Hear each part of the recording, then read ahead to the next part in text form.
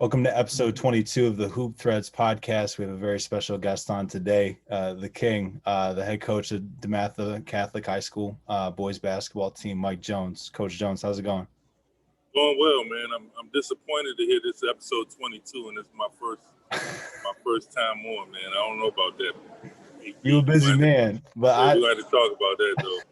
I have a question for you. So I gotta give you some grief about this. Talk about you liking Popeye's chicken sandwiches over Chick-fil-A, God's chosen sandwich. Absolutely. And I don't even think Popeyes is the best chicken sandwich, but What is the Popeyes best? chicken. So you got Raising Cane's, you got Zaxby's, you got a lot of not as popular in this area chains that have, I believe, a better chicken sandwich. Raising Cane's and Zaxby's are tied for number one. If you made me choose one, I would pick Zaxby's, but Popeyes is definitely better than Chick-fil-A. Oh man! See, the thing is, I don't like pickles. I love pickles. I don't Yeah. like pickles on my chicken sandwich. And at Raising Cane's and Zaxby's, it's not just a given that you don't have to ask for them not to put pickles on it. You have to ask for them to put pickles on it. At Chick-fil-A and at Popeyes, they just throw the pickle on there. Standard, yeah. So, no. I got you. I can do without that. All right, so that'll be the only Popeyes question I got for you. So let's go back to the beginning. You're a role model for kids. An example, a guy that's played at DeMatha and played professionally.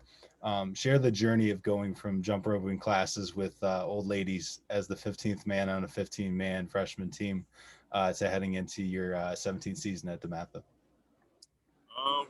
It's been quite the journey. I know I've learned a lot, grown a lot.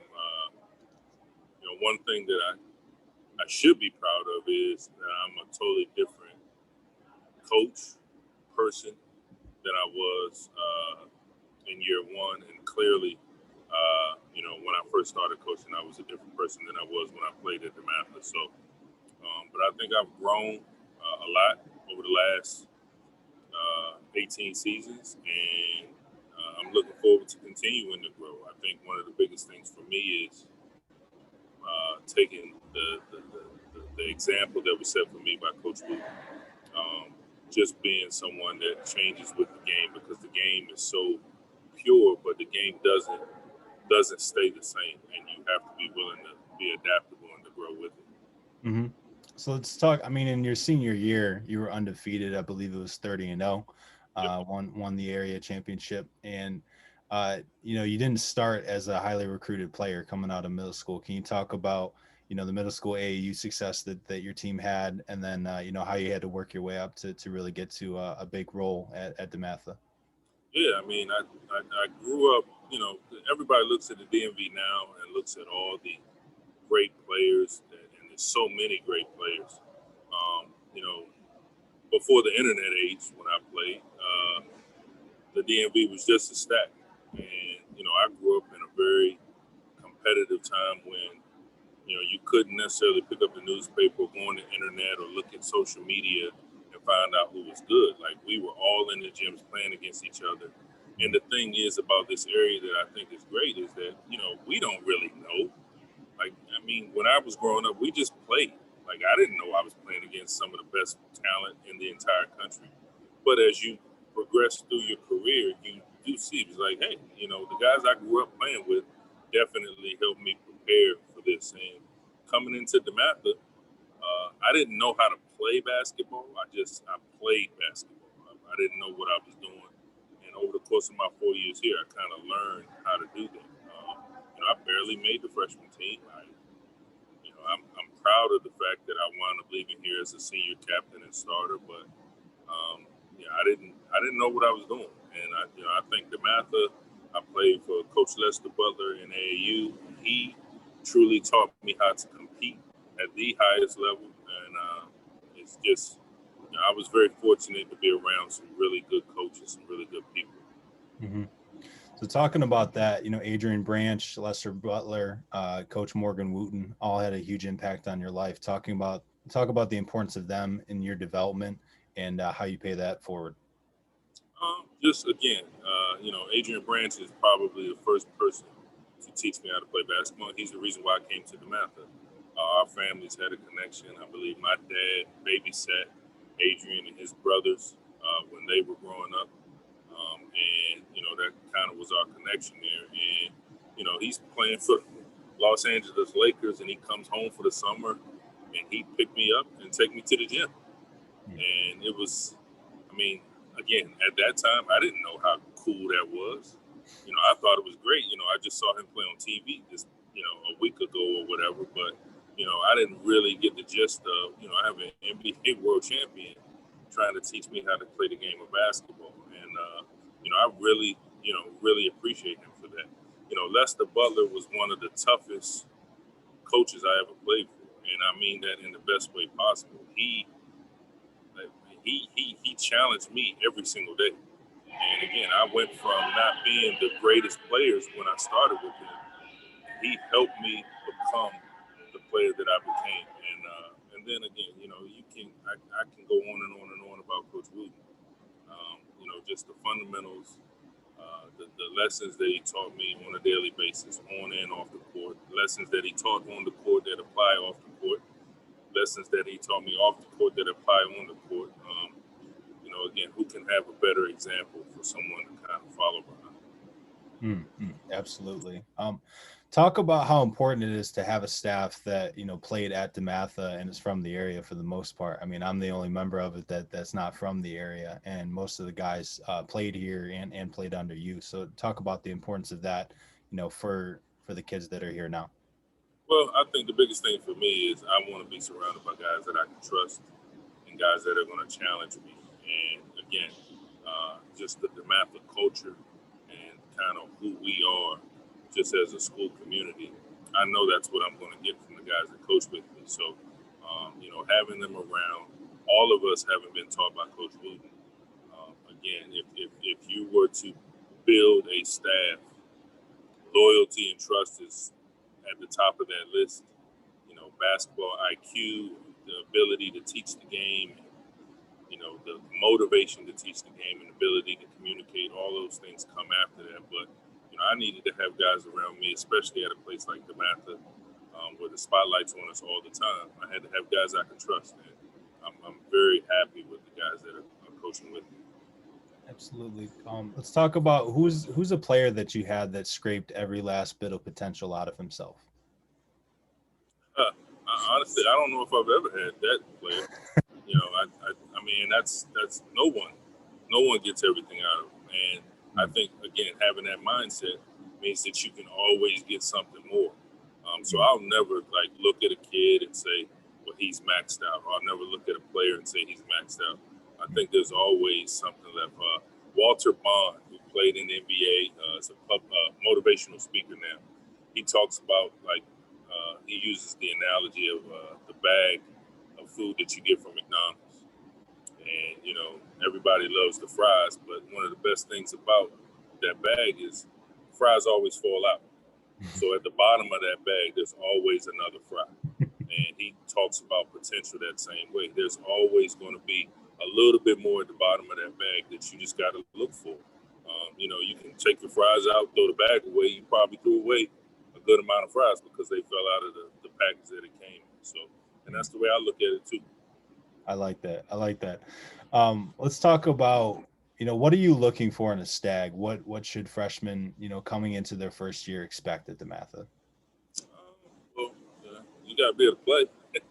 I think that's something important, and we're going to teach you and guide you and help to get you to again reach whatever God is destined for you and ordained for you. We're going to try to push you to achieve that, but we want you to be able to play. But again, in this area, everybody can play. So what is going to separate guys is, one, do you want to play basketball?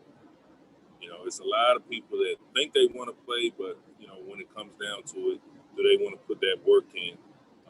Do they want to be put in the situation where, hey, I get an opportunity on a daily basis to get in the gym, to get better. I'm self-motivated. I don't have to have someone tell me that, hey, do you want to work out? I want guys that are going to come to me and say, hey, coach, can I work out? Hey, coach, can I get in the gym? And right now, our program is full of those guys. And fortunately enough for us, there's been so many guys before them that they're following the lead of.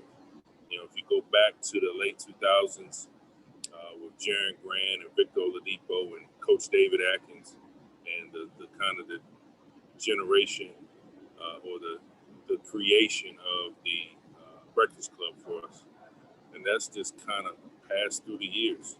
Even when guys go away to college, they still in the summertime are able to come back and be a part of the Breakfast Club. And for our guys to walk in here at 7:30 in the morning on a school day and to see one of those guys they look up to in the gym working out, that doesn't do anything but make them want to be that guy that does the same thing. So the former players that set those great examples, I could not be more proud of. Let's talk about the leadership given to captains at DeMatha. It's a really important thing. Captains and seniors. The best teams are player led. Obviously you're calling the shots, but you do need those players to be leaders out on the floor. Talk about the expectations that you have for those senior captains. Just to do things the right way. Again, there's a difference between being a great team and a great program. I believe we have a great program.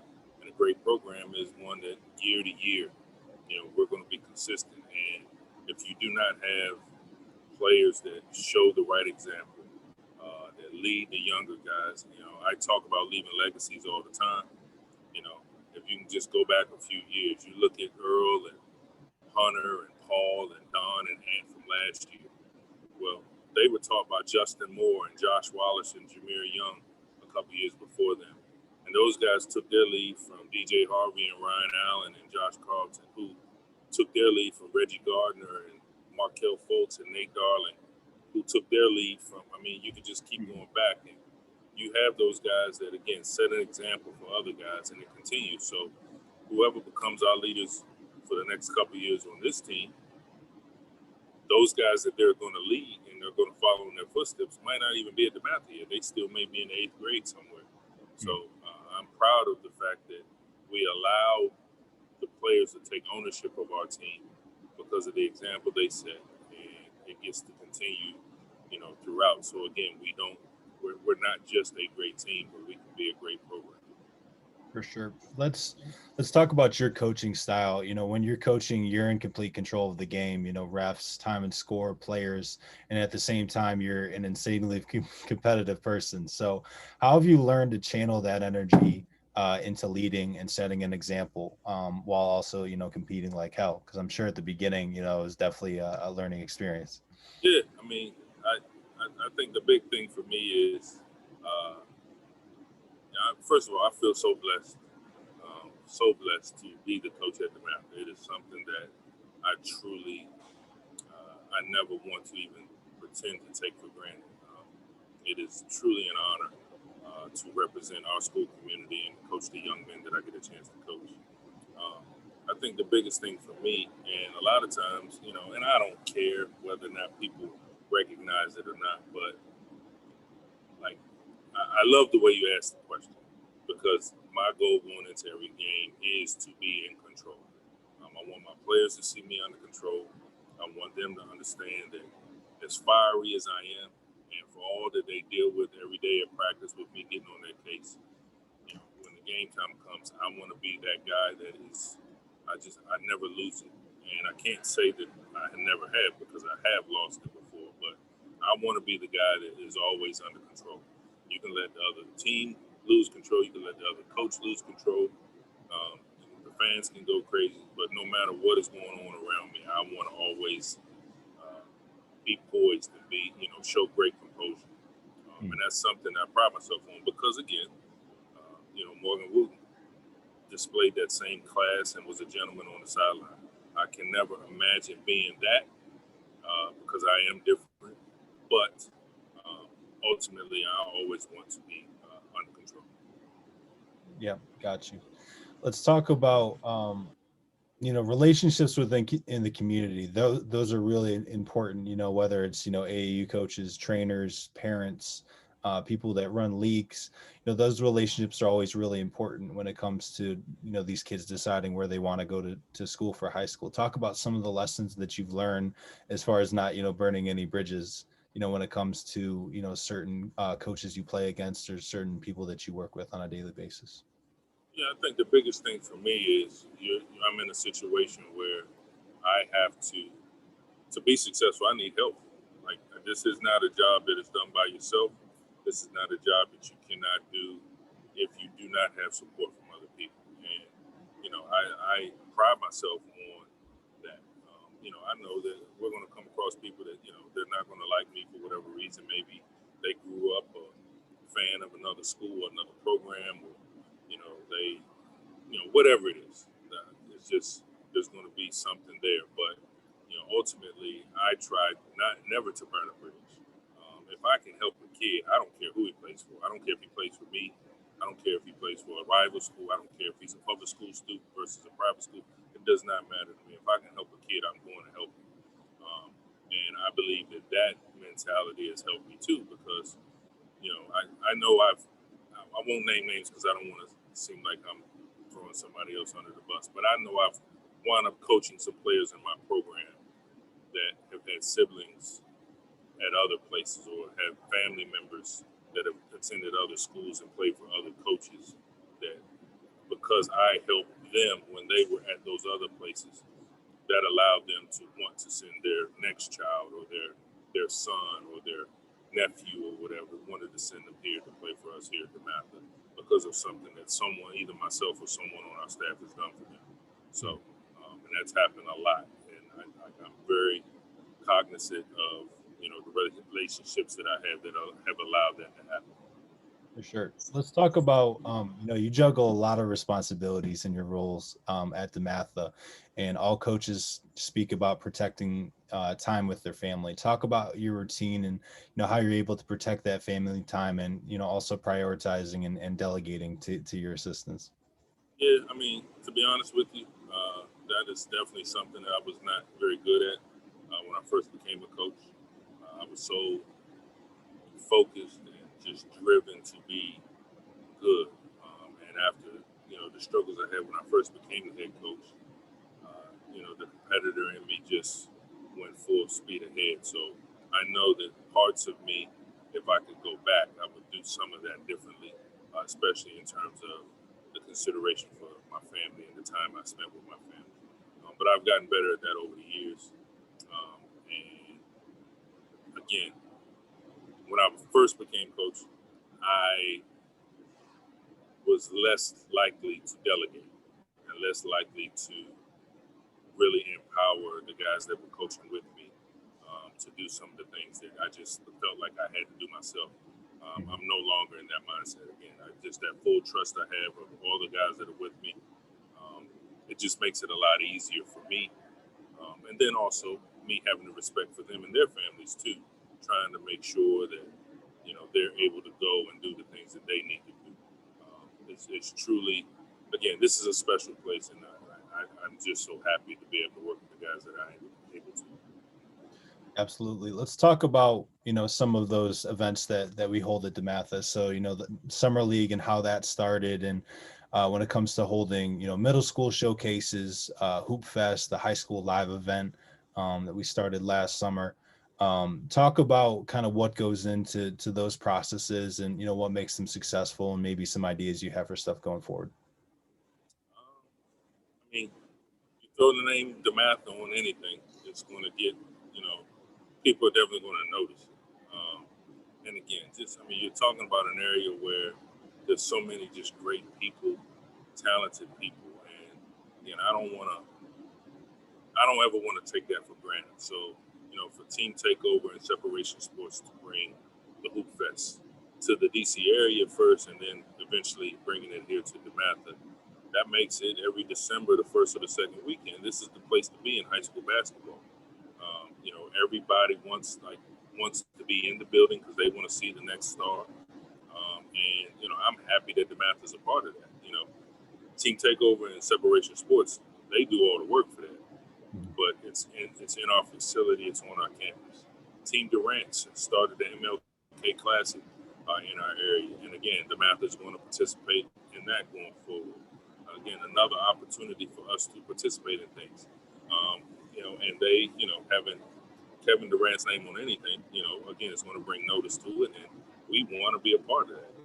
DC Premier has run a classic every year called the Tip-Off Classic. We played in it a couple times.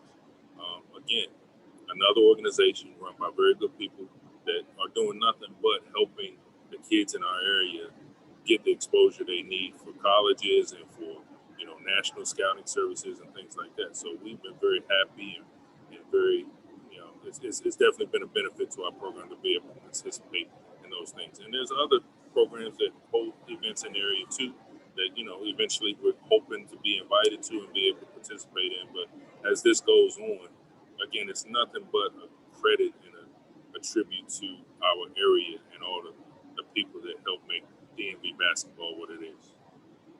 Last question on events is, you were the coach for the local team, the DMV team for the 2019 Capital Classic. You were able to bring together a team in a very short time with just one practice and one scrimmage. Talk about the homework you gave them and the experience kind of coming full circle, because you played in the game in high school. So talk about, the pride of representing the DMV in that. Again, it's, we're a very prideful region of our country. And, the kids that were able to play on that team that year, one of them, Justin Moore, being one of my former players, but a lot of those other kids I knew already. Jason Gibson had come to our camp for years.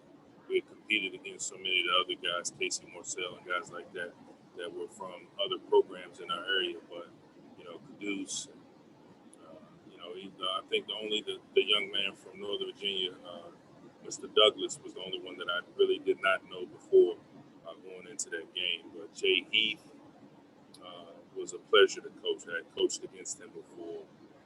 There's just so many guys that played in that game for us. And my whole goal going into it was we're playing for DMV pride. And if we don't have any other motivation, all those guys had pretty much made their college choice already. So there was no auditioning going on. And it was just going out and competing and representing our area. And that's exactly what they did. And that wound up being a resounding statement that we made about DMV basketball. And again, I was proud to be a part of it. Though I was the coach, those kids were what won that game. They did an unbelievable job of sacrificing, being unselfish, and just competing at a very high level. And it was, I'm blessed that myself and Coach Rico Reed from Flint Hill, we just got a very close front row seat to it. What sets the DMV apart? Their players and, they're playing, is it a playing style? Is it their mentality? Kind of what sets the DMV apart when it comes to, competition internationally, and then also on a national level here when it comes to, Gonzaga playing other teams, DeMatha playing other teams. What makes the DMV different? I think the biggest thing about us as a DMV is, you can look at other areas of the country and they are known for something. Ball handlers come out of New York City. Athletes come from down south. Real tough, strong players come from Texas. Guys on the West Coast get up and down the floor. You just got all these different regions in the country that, you look at them and say, this is what they do. At DeMatha and the DMV as a whole, I think we do a really good job of kind of compromising all of that, comprising all of that, excuse me.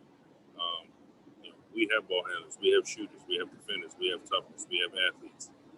We have, anything you'd want in a basketball player, the DMV has that. And that's the way our guys are brought up, and again, it goes to that whole conform to the group norm, nature versus nurture. If you put a kid that's learning how to play basketball around a bunch of guys that their focus is working on their handle, then that young man or that young lady is going to work on her handle, and that's what they're going to be good at. If you put them in Indiana and they are just all fundamentals in shooting, then that's what you're going to get out of that, but maybe they can't handle the ball as well or whatever. You put them in Texas and they just learn to be rough and tumble and they're just so physical, then that's what they're going to get. Here, you're around that all the time. You're around shooters, you're around ball handlers, you're around toughness, you're around athletes. And that's why our players kind of get all of that. And again, that's just a tribute to the DMV. Coming off of that, the In the Water documentary came out this past summer. Talk about being approached with the idea for the documentary and being involved with it. Did you learn anything that you previously didn't know? Not really. I'm proud. I pride myself on, even when I was younger and there was no social media and the internet and things like that, I bought every magazine, Street and Smiths, every year before the college basketball season, before the NBA season. I, either buy it myself or get my parents to buy it for me, and I'd read from cover to cover. So, I've always been kind of a historian. So, knowing the history of the area basketball, plus my family, my godfather, my dad, growing up telling me stories about Harold Fox and Archie Talley and Stacey Robinson, just the great players that play in this area. I was not surprised by anything. I just thought the piece was very well done. And to take the time constraints that Showtime put on them and fit all that information into one, and to throw the tribute to Go-Go in there, I just thought was awesome. Let's switch gears real quick and talk about your involvement with Team USA. How did you become involved, with the Team USA youth basketball program, and speak on Coach Showalter's impact on your coaching career? I think the biggest thing for me, I was way back in 2004. I was an assistant coach to Herman Hareed, who's the head coach up at Lake Clifton in Baltimore, on one of the youth developmental festival teams that they used to have that every year. The program expanded in 2009 and started a junior national team because FIBA started to have competitions for 16 and 17-year-olds. And our point guard at the time, Quinn Cook, was the starting point guard on the 2009 16 and under FIBA America's champion, and then the 2010 17 and under world champion. And I will tell anybody that listens to this, as far as I know, Quinn is the one that really helped open that door for me. He represented DeMatha very well at the time. He showed that he was very well coached, and it at least opened the committee's eyes to DeMatha and myself. And when they started the next 2-year rotation in 11 and 12, they decided to offer me an opportunity to come coach with them. And I've done everything I possibly could since then, since 2011 or fall of 2010, really. I've done everything I could since then to make sure I stayed in the program. And then fortunately enough for me, back in the winter of 2019, I was named the head coach. And I'm very, again, honored to have that responsibility, but also understand that the standard I have to follow behind is Don Showalter, who coached that team from 2009 to 2018. 10 different competitions, 10 gold medals, never lost a game. It's truly something that, you talk about a standard being set, they call him Mr. Perfect. You just heard why. So, following behind Coach Wooten, I'm used to following, trying to fill some big shoes. This was pretty much the same thing, but just on an international scale. Yeah, and you got it off to a good start down there with a gold medal in Brazil. So congratulations on that. Coming back to the area, the programs in our area do a great job of scouting. How does that change how you coach and what plays you call in games? So say, we're playing against, St. John's at DeMatha, and you see, Coach Turner walk in, or you see, Coach Keithline walk in. Does that make you adjust your coaching style for that game so that we're not easy to scout, down the line, or, we how's that play out? It's hard to say. I try to stay in the moment and worry about what I'm doing, but I do know if I do have an opportunity to make a choice, I will be in a position where, if I know there's going to be something that I want to use against Gonzaga, and I know, Steve Turner, one of his coaches, is there scouting us a couple of games before, I don't necessarily want to show that. Just like we do a lot of things in preparation, and then we won't use them until the second half of a game because we don't want a team to be able to see it in the first half, talk about it at halftime, and prepare against it. So I know one year when we weren't supposed to be very good in the playoffs, in the WCAC playoffs, we practiced for the week before the playoffs began a box and one defense. A box and one defense. And the whole first half, I was just like, if we're within 5 points at halftime, we're going to play box and one in the second half, and it'll be what puts us over the mark. And we were up by 15 at halftime. We never used it. And I remember my kids afterwards kind of looking at me like, well, what was all that for? And I just tried to explain to them, like, I'm all about being prepared. Like, who knew what was going to happen? And we needed to have another bullet in our gun to be able to, combat anything that was going on in the game. I think that opened their eyes a little bit as to just the preparation that we go through as a staff, trying to make sure that we're prepared going into every game.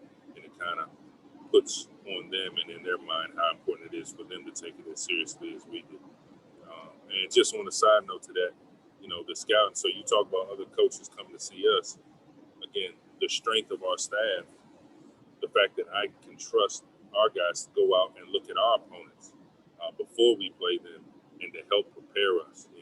There's been many coaches, yourself included, that have been able to go out and do an entire scouting report for us, because I didn't get a chance to see O'Connell before we played him. But you can come back and you have a very detailed written scouting report for us that we're able to use in our preparation. And we feel like we're prepared to be successful in that game. So again, the program that DeMatha is so multi-layered, and again, it's a team effort that I'm glad I have you guys around. Appreciate that. So 2 questions that we're gonna get you out of there, because I think you got someone coming in to work out. So coaches, players, athletes, they talk all the time about ignoring the haters, blah blah blah. Who are the critics that matter in your life? Critics, a lot of times, is looked at as a negative term. I don't look at it that way. So the critics that matter to me are the people that are in my circle. Like, I mentioned before, like, just the whole family aspect and, becoming a better family person as time has gone along. My family is my critic. Maya, my daughter, she's a critic, and she's definitely challenged me to be better. And that's a daily thing for me. My wife is someone who, they're not afraid to call BS when they see BS, and I have to be able to handle that. So, I don't, haters and things like that. Like, I know that's a generational thing. Technically, I guess by their definition, there's a lot of haters out there, but people don't matter unless you give them the power to matter. And again, I'm going to be measured by the Almighty when it's all said and done. So if I'm doing things that are going to be pleasing to Him, and I want to make my family happy, I want to make my players happy, and I love it when I have players that have challenged me too. Respectfully, Hunter Dickinson was one of the guys that, a couple times every season, he'd come sit in my office and he'd kind of give me his, the Hunter Dickinson State of the Union. But you know what? I welcomed that because he always did it with respect. It was always honest. And a lot of times, if I didn't know, like, how can I address it? How can I make things better? And, or, maybe I disagreed with him. And I had to explain that to him. And again, these are things that I think are just so very important as a coach, to be comfortable enough in my own skin to allow those things to happen. Got you. All right. So if we have a team, this is a hypothetical question. I know you love those. So if you have a team of Nigel Munson, Austin Freeman, Adrian Dantley, Gerard Mustaf, and Danny Ferry versus a team of Quinn Cook, Markel Fultz, Earl Timberlake Jr., Victor Oladipo, and Hunter Dickinson, who are you taking?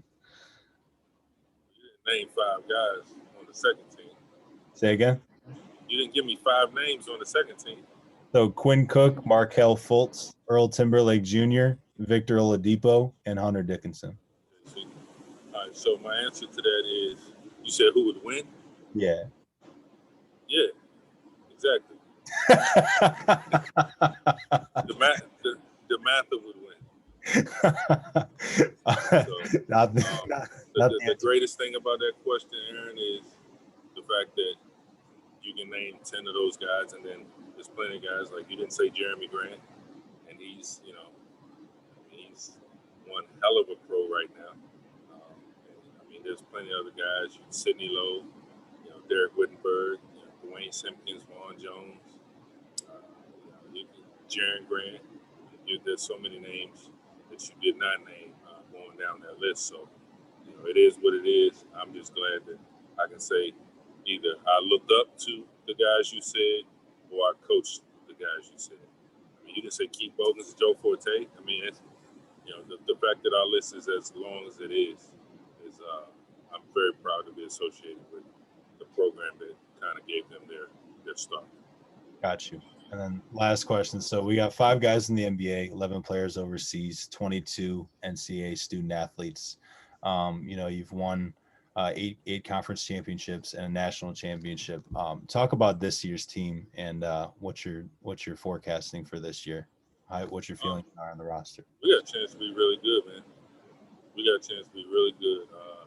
We're praying for a season.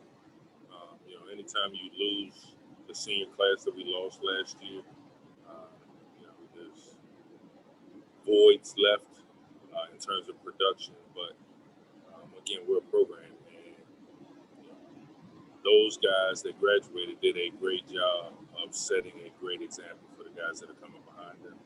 And I'm as excited as I've ever been for the opportunity to coach our guys. And last year we had a tremendous freshman class. This year, again, we have a tremendous freshman class. 2 years ago, we had a tremendous freshman. I mean, we keep putting these classes on top of each other, and all in all, like, it is going to be so rewarding to see all of that potential that they walk through the door with, to watch it grow. I know a lot of people felt like Hunter Dickinson was here forever, because he played varsity basketball for 4 years. But I mean, you can't tell me that anybody that watched us play could not see the progress that he made. Earl Timberlake being with us for 3 years, looking at the progress he made. And we've got Malcolm Thomas, we've got AJ Smith, we've got Jaden Gustav, we've got Nehemiah and Jeremiah Johnson. We've got Josiah Robinson. We got Daniel Smith. We've got a very, very, very strong freshman class this year who I cannot wait to see them progress and work to get better over the course of the next few years. Absolutely. Well, appreciate the time, Coach Jones. The floor is yours if you have any last things to say before we head out here. Just won the math. Gotcha. Appreciate the time, Coach. You have a great day.